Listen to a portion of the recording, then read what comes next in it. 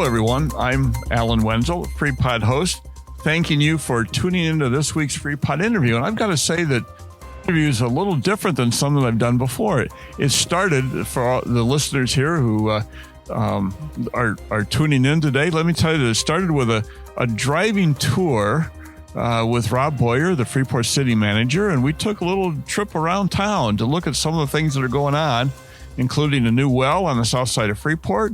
We came down to rebuilt Adams Street, and we ended up over here at the wastewater treatment plant, and have talked about all the different things that are going on with improving the infrastructure of Freeport. So, Rob, thank you for the tour, and thank you for joining me today. Yeah, happy to be here, Alan. I'm also joined by Randi Kohlbauer, who is in charge of the regulations and compliance with the regulations for drinking water, stormwater, wastewater, and all of our operational safety measures. And Randy, it's nice to have you with us. It's nice to be here this morning too. I want to start with the safety thing because that's something we often don't think about. We see all these projects going on around town and all these workers wearing the green vests and the green hats and all that kind of thing. Tell me a little bit about this award that Freeport won last year related to safety that was somewhat unique to the state of Illinois. Sure. So the city actually got awarded with the SHARPS program. It's a designation through OSHA and through the Department of Labor. We are the first and probably last municipality to receive that award. Is that right? So part of that is maintaining, obviously, all of our OSHA compliance, but also then going above and beyond. And it's 2 years the first year, 3 years after that we recertify. And in those timeframes, we have to go above and beyond the OSHA standards to improve safety within our departments. And we were the only municipality in the state of Illinois to win that award or to receive that recognition. Yeah. So the only other state municipality type places are fire departments that have these kind of awards. Oh, okay. We're the first street department to get that. The first street department to get that. And so that's quite an honor. It is. It's a huge deal. Do you get some kind of recognition downstate? So it kind of helps us as far as OSHA goes. It keeps our inspections minimal with them because we're already meeting all of our compliance. We had a nice recognition ceremony at council meeting a couple weeks ago. We got some cool plaques, and you'll see a nice flag flying above City Hall for that. Oh, wonderful. So do you have a crew that works with you, or are you it? You're the one that has to oversee all of these I'm pretty much regulatory compliance issues. I'm pretty much it. I work with our operations lab, maintenance, street department, our superintendent. We all work really closely together to make sure we're achieving everything we need, but I'm the one that's ultimately responsible for making sure we're where we should be. So you have to touch every single one of those different departments in some way. Yes. To make sure that compliance is happening and that we're not only meeting the standard, you said exceeding the standards in a lot of cases. Correct. We try to not only just meet it, but we try to go above and beyond where we're at. Well, congratulations. Kudos to you and the city for receiving that award. That's pretty neat. Thank you. And Rob, you're sitting here beaming and saying, boy, we've got some good people working here for the city of Freeport, and we know that. You've got a lot done in the last year, and you've got a lot more ahead of you in the coming year. Can you talk just a little bit about what you got accomplished in 2025? Oh, sure. And I'm thinking major stuff that you were so proud that we were able to do. Well, just recapping, in 25, we completed 3.5 miles of street reconstruction and paving projects. So obviously in Freeport, with 135 miles of streets, we are working very diligently at getting some of those fully depreciated transportation corridors done. We're very pleased with the work that we've our staff and our various contractors have helped us with the installation of EV chargers downtown. We just recently installed 8 level 3 fast charging stations downtown at essentially no cost to the taxpayer. That was paid for through ComEd and IDOT grants. Oh, okay. So again, not only are we moving the ball forward, but we're squeezing pennies into dollars here. here. Just an overall summary in 2025, our crews, our city street department put down approximately 12,000 tons of hot mix. And through collaboration with other contractors, we were able to replace 53 ADA ramps. And that's not all. What was it, Billy? Who's the guy I'm thinking of? And that's not all. We also replaced 1.8 miles of water main, and we could discuss that at some level, but we got about 65% of the city had this spun cast material, and spun cast is a very fragile water pipe. And so every time we're doing these streets, we're doing our best to replace all the water main as well. How much of that is left to do approximately? I did quite a bit. I would say something like 50%. So it costs about. It's all got to be relined or removed or replaced. It has to be replaced. Yeah, like I said, it's about $300 a linear foot. Wow. So if you have 135 miles, 65%. Divided by 5,200, that comes up to a lot of money. So yeah. Then we replaced 36 valves, 27 hydrants, and we installed 7 eye hydrants in 25. So eye hydrants are intelligent hydrants. They produce data stream back to our operations center that reports back on pressure, temperature, and pressure, temperature, and transient pressure there waves. You go. They actually helped us find a water main break the other day before it even surfaced to the top. Right. So when you have all this spun cast, you better have a good way of finding water leaks in a timely fashion. And these eye hydrants are what allows us to at least zero in on a location quickly. They can detect a drop in pressure pretty. Yeah, so when it detects a drop in pressure, it automatically sends out an alert to myself and a few other individuals so that we know there was an event and something happened and we needed to start looking into it. Yeah, Alan, I just want to share something with you. I know we're dealing with radio here, but about 3 weeks ago, I got a call from one of our superintendent, and he had been out since he knew he had a water main break. He didn't know where it was, and he had been out since 3 a.m. It was Sunday at about 7:15. He goes, "I need some help," and he swung by the house. I got in with him. I said, "Where do we get the last acoustic signature?" He goes, "Downtown." So right in front of the Coons building where the new art museum's going. So I said, "All right, we're going to head out east." I said, "Did you check out the Structo plan?" He goes, "Yeah, I went out there. There's nothing." I said, "Did you go here? Did you go there?" Well, I said, "Did you go north on the bike path?" And he goes, "No." And so we left my house on Stevenson, went down to East Stevenson, took a left on the bike path heading north. And I said, "Hey, there's your leak." Looks like Niagara Falls here from the picture on your phone. There's a video here. You'll get it. Well, I'm sorry, listeners, you're not able to see this, but oh my gosh. Yeah. So that's a water main break. Yeah, bike path. Yeah. That looks pretty major. Anyway, long story short, but I mean, that's the collaboration, that working together. I love to see that because that's where you get that synergistic relationship where 2 inputs equals more than 1 + 1 equals more than 1. Well, and one of the things that I'm picking up on this tour that you've done for me today at the wastewater treatment plant, the technology today allows you to do some things that you couldn't do even 10, 15 years ago. Not only detect breaks, but it allows you to monitor and check and make sure that you are in compliance with some of the regulations that OSHA is so concerned about. Couldn't do that in the same way 15 or 20 years ago. And it must be a real benefit to your job, Randy, to be able to have that kind of technology available. It's been super helpful for that.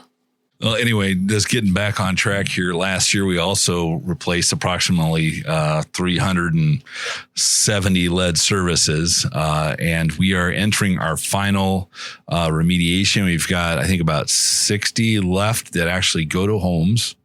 And those are scheduled. They're a priority, and we want to get those done before you're almost June. Nearing the end of that then. Yeah. That's good. And we would be one of the few communities of our size to have remediated all of our lead services. Right? Yeah, no. And you expect to have that done this summer? I think you're going to have it done in June or before. If we get another letter from the EPA, I'm going to have a real problem. Wonderful. That's wonderful. And again, Freeport is kind of on the forefront of those kinds of remediation activities that other communities haven't been able to do yet.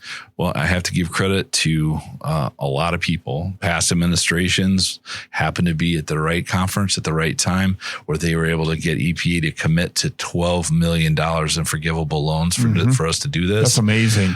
We got started on it right away, and we've deployed our resources very efficiently, and we've had great construction oversight and great community contractors that have done a lot of the work. So it's just a team effort. I think one of the most amazing aspects of this story of the infrastructure rebuild, as I call it, or reworking, has been the amount of money that you've been able to procure from outside of local coffers. And could you talk just a little bit about that? You know, how much money in total have we been able to attract into the city to help pay for these projects? Well, after we received $31 million of funding for the well number 12, which basically pays for the entire project, that gets us up to about $85 million since 2020. $85 million in about a 5-year period. Yes. That's amazing. So I think that probably without that, you wouldn't be where you are today with these improvements. No, goodness, nowhere close. Our annual budget for the city, just general fund, is about $26 million.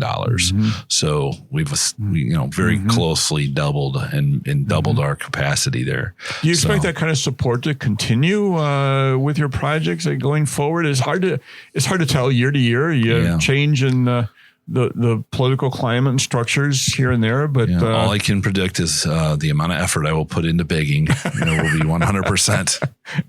But we've had great collaborative relationships with Representative Eric Sorensen, Congressman Sorensen.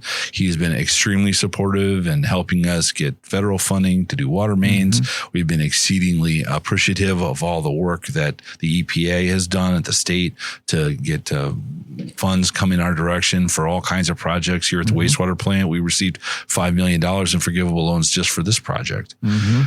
So we're going to continue to maintain those relationships. And also we've got some heavy hitters. I'll just shout out Bridget is doing a fantastic job over at Fairgram, and we just greatly appreciate all of her efforts and all the team at Fairgram. So as you look ahead to 2026, what are some of the very biggest projects that you've got on the board? You mentioned you're going to finish off the lead pipe access into homes. That'll be wonderful. What are the other major projects that you've got on the drawing board for this construction season coming up? We have quite a few transportation ones, but I don't want to get into necessarily the main ones in transportation are going to be South Street and Galena. South Street is an IDOT corridor. We've been meeting with District 2 for 5 years, like once a quarter. And every time I went there, they said, sorry, guys, we're not going to pave that road. It's not important enough. And, but we say, well, it's a primary business corridor for us. We need help. And with the new IDOT Transportation Secretary Gia, we had a meeting and in collaboration with Representative Cabello and actually some of our local our businesses, Barco. Through those relationships, we were able to get them to do a pilot program that would enable that street to get redone. Is that going to be redone all the way from West Avenue out to Highway 20, Business 20? It will be redone from Galena to Locust. Galena to Locust. Yeah. Okay. So there's a large intersection there that So that, and then Galena this year from Park to Clark is going to be reconstructed, and it's going to start with the work on ADA ramps. And both of these may end up being multi-year programs. I'm hoping South Street will be complete by the end of the year, but that might be a little hopeful. But either way, both of those projects are going to get started after the June letting in it's 26, and IDOT has the capacity to really move on a project when they need to. So maybe we'll have them both done this year, but if not, nice? If it doesn't get done this year, it'll get done in 27 for sure. So those are the two major ones: Galena from Park to Clark, and South from Galena to Locust. Yes. Those are two big projects, and boy, that would be nice to have those streets redone. Absolutely. South is a mess. So. Besides the streetscape looking a little bit different, maybe by fall, what else is on the drawing board for major projects for you in 2026? Well, we're going to be getting close to finishing up the wastewater treatment plant project here, phase 1, and then we'll be moving into phase 2 in probably 27, I'm guessing. So that is the sludge handling project I told you about, so we can meet our what's called NARP, the nutrition removal program. How many phases are in this? 3. 3 phases. Yeah, so 3 main phases. One will finish this year. Yeah, this is the biggest one. This is the biggest $60 million. And then phase 2 is in the $40 million range. And then phase 3, we're not quite there. That'll be probably 10 years out. So, I see. Yeah, it's a ways out. But also, we have a few other things going on. I know everybody's been wondering what's going on with the Holiday Inn. Oh, yes, right. And action was just taken last night at the council meeting. Last night we approved Fill the us bid. in, Rob. Well, so obviously this has been a sore spot for a number of years. As you come into town from the east side, you're welcomed by the derelict Holiday Inn building. So this has been, we needed to take it down for many years. We recently obtained authority from the court to move forward with demolition. Last night we approved bids. Albert & Son was the winning bid at $169,000 for demolition. So we're very appreciative of Albert & Sons, and they've also been a very strong supporter in the community, and they've done a lot of work for us. So we're looking forward to that happening within the next 25 days or so. Do you get to go out and wield the first sledgehammer into the brick wall? Oh, yeah. Randy or Rob, you get to go out there and do a little demo that'd be work. great.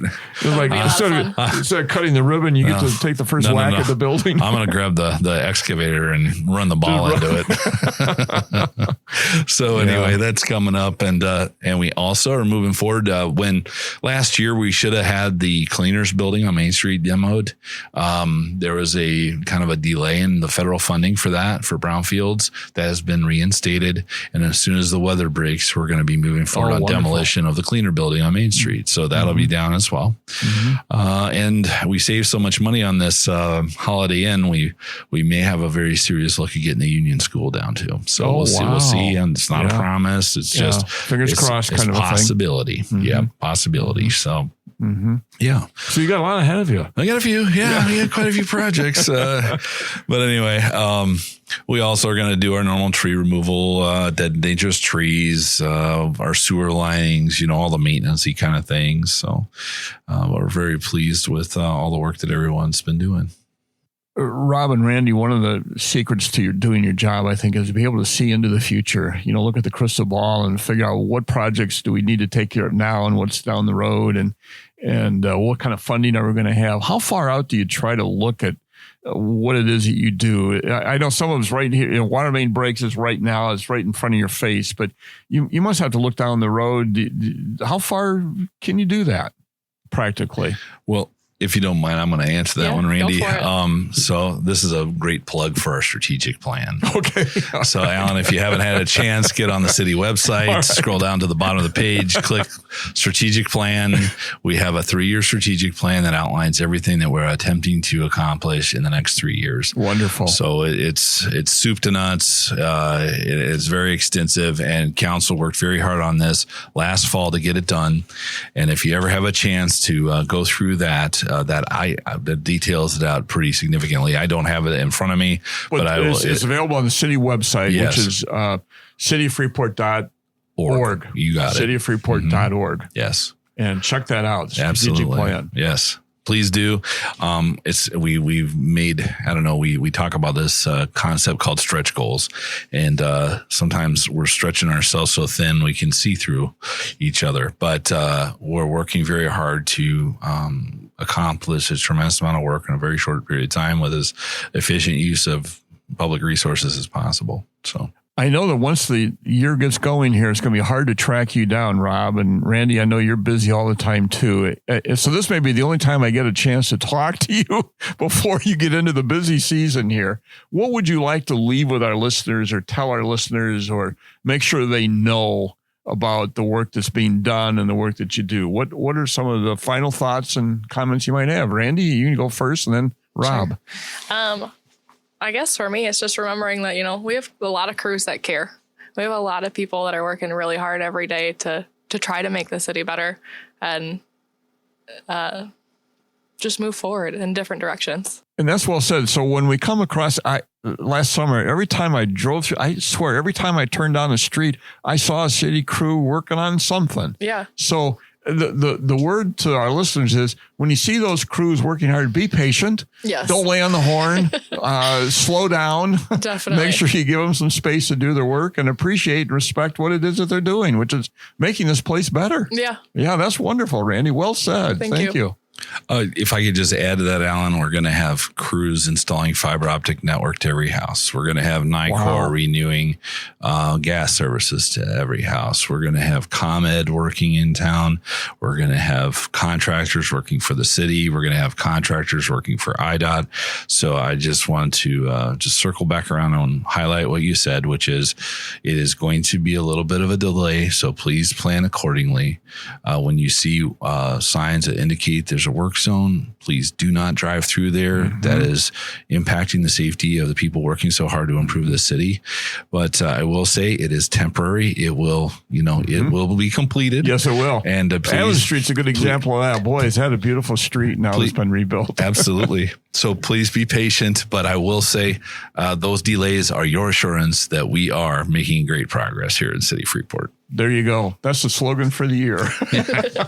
Rob and Randy, thank you so much for your time, and thanks for all that you do for the city of Freeport, and thanks for the update and keeping us informed as to what's happening. And if something comes up that you want our listeners to know more about, give us a call and let us know, and we'll be glad to sit down and talk to you anytime. And thanks again. All right. Fantastic, Alan. This is Alan Wenzel reminding you to tune into Freepod's regular news podcast airing at noon every Thursday and on all major podcast platforms. And be sure to tune into our weekly interviews, which drop every Tuesday at noon on those same platforms. And again, thanks to Rob and Randy for their time today. And thank you for listening. And we will catch up with you a little bit later. Thanks, folks.